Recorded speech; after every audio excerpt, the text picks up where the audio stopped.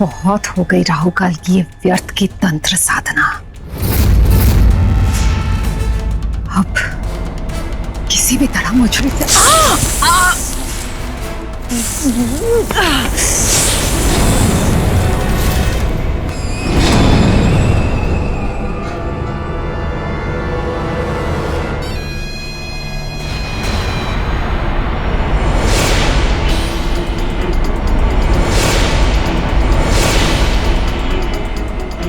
क्या पागलपन है ये?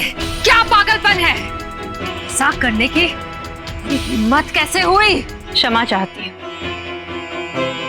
लेकिन इस समय किसी को भी अंदर जाने की अनुमति नहीं है। राहु काल साधना कर रहे हैं।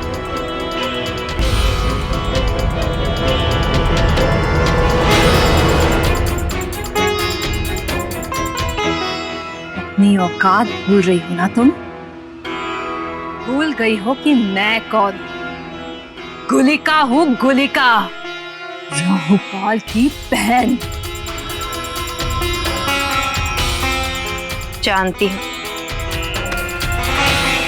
मैं राहु काल की आज्ञा का पालन कर रही हूँ और उन्होंने कहा था कि साधना के समय कोई भी उन्हें परेशान ना करे। परेशान करने नहीं आई हूं मैं, अपने भाई से मिलने आई हूं मूर्ख। साधना खत्म होते वो दूध से स्नान करेंगे, फिर वो वस्त्र पहनेंगे। उसके बाद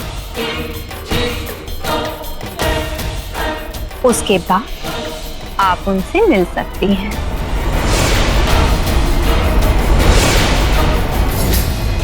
ये विषकन्या हद से ज्यादा परेशान हो रही है राहु काल के लिए। कहीं इसे राहु काल से प्यार तो नहीं हो गया?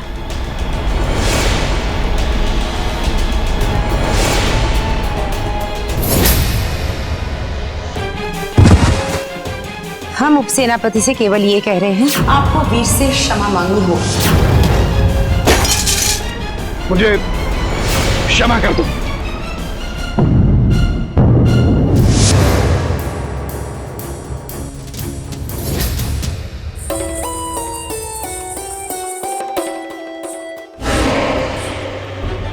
रुक जाइए मेरे सरकार, आपका ये क्रोध मेरे भवन की वस्तुओं पे क्यों? ओहो, माना कि सभी लोगों के सामने एक तुच्छ सैनिक से आपको माफी मांगनी पड़ी। पर सरकार, इसमें मेरी वस्तुओं का क्या दोष है? चलिए छोड़ दीजिए, अब मान भी जाइए। लाइए, इसे हमें वापस कर दीजिए।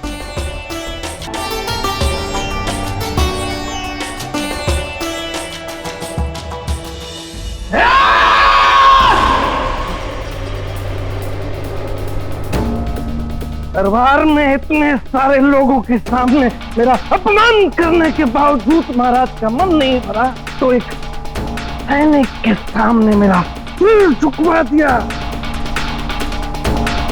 एक उप सेनापति एक तुच्छ सैनिक से क्षमा मांग रहा है।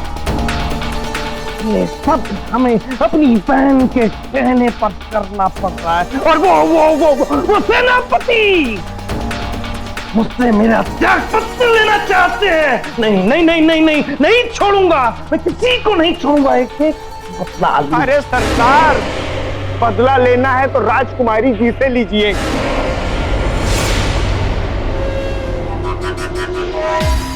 अभी सरकार मैं सब पता करके आ रहा हूँ।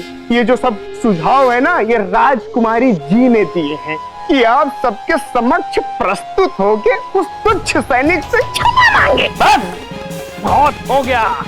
अब इस चंद्रोत्सव में किसी भी तरह कुछ भी करके मुझे अपनी भंगी को मौत के घाट उतारना पड़ेगा।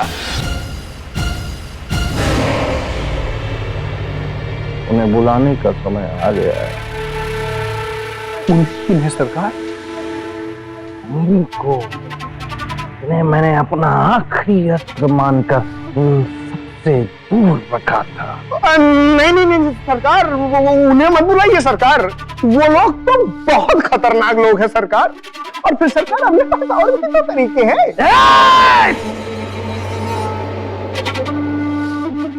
अब पानी सर से गुजर गया है और कोई तरीका नहीं आप सीधे आक्रमण होगा।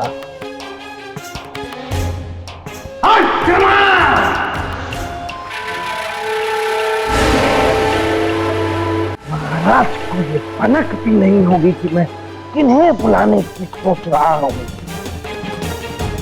ये सैनिक नहीं बल्कि साक्षात यमदूत है, सीधा मारते हैं, पीटते नहीं। राजगुरु के यार भी इनका कुछ नहीं बिगाड़ सकते।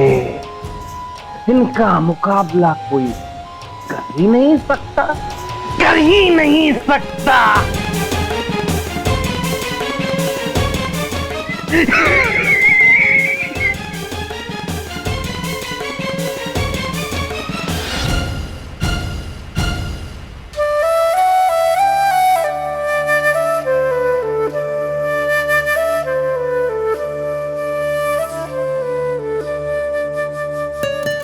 हमें लगा था सभा कक्ष से निकलने के बाद सैनिक सीधा हमें आके धन्यवाद कहेगा।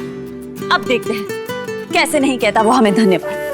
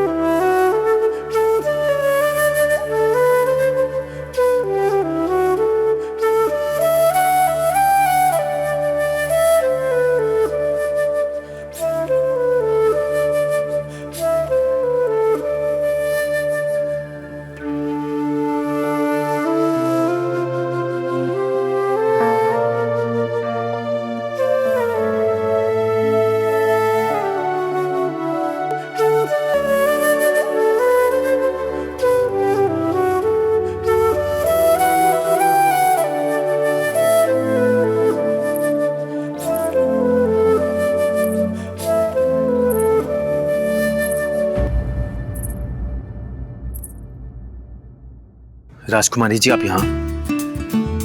हमें नहीं पता था तुम इतनी सुरीली बांसुरी बजाते हो।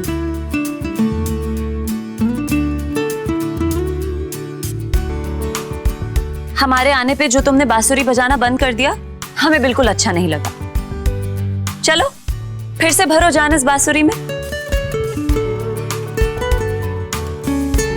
राजकुमारी जी मैं आपके सामने बांसुरी नहीं बजा सकता। हमारे सामने क्यों नहीं बजा सकते? मैं आपके सामने तो क्या किसी के भी सामने बांसुरी नहीं बजा सकता। किस मिट्टी के बने हो तुम सैनिक?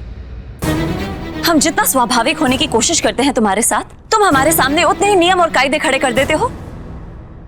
और ये हर समय तुम भूमि की तरफ क्यों देखते रहते हो? आम मनुष्य की तरह क्यों नहीं रह सकते तुम?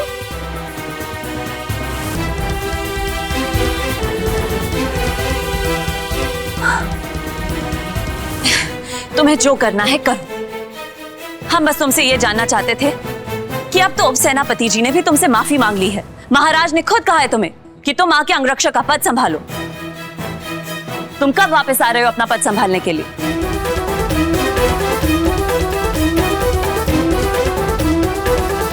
अब भी तुम अंगरक्षक का पद नहीं संभालोगे? तुम चाहते क्या हो सैनिक? तुम जानते भी हो अब सेनापति जी ने हमारे कारण तुमसे माफी मांगी है और तुम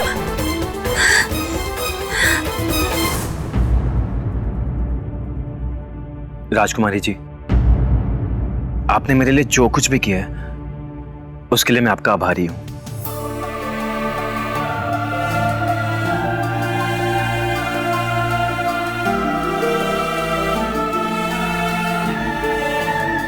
और कुछ नहीं कहना है तुम्हें सैनिक? ठीक है, अब हम भी तुमसे बात करके अपना कीमती समय नष्ट नहीं करेंगे, इसीलिए केवल आदेश देंगे, जल्द से जल्द आओ और अपना दायित्व संभालो।